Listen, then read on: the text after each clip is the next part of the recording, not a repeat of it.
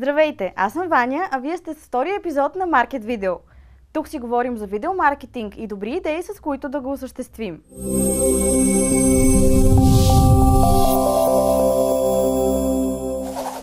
Нека започнем с нещо забавно.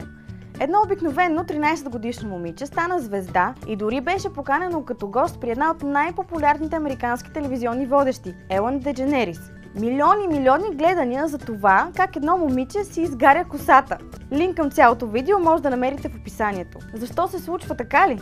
Част от тайната на успеха е в заглавието. Медиите отдавна са стигнали до извода, че заглавието продава, но докато преди вестниците диктуваха правилата, вече не е така.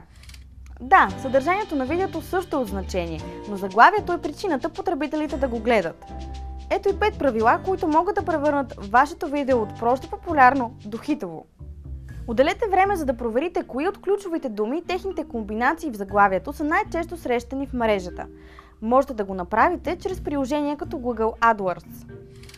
Още по-добър ефект има, ако добавите в заглавието и думата видео. Броят на символите. Google ви показва до 66 символа от заглавието при получените резултати. Учете се от грешките на другите. Потърсете най-популярните видеа и вижте какви са техните заглавия. Най-важното нещо, разбира се, е уникалността. Колкото по-различно и ново, толкова по-добре. И да се върнем към класическата реклама, за която говорихме предишния път. Ако сте голяма компания, най-ефективно за вас в момента ще бъде именно най-новата опция на YouTube за България, така нареченият Pre-roll или InStream. Рекламен клип между 20 секунди и 2 минути, който може да бъде пуснат преди всеки един YouTube клип. При тези видеа потребителите имат опцията да го пропуснат и да не го гледат, но вие заплащате само на брой гледано видео.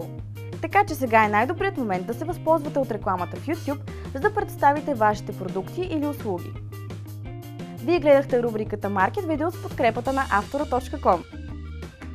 Ако имате въпроси или теми, които ви интересуват от света на видеомаркетинга, можете да ни ги оставите в коментарите отдолу или да се абонирате за нашия YouTube канал. До скоро!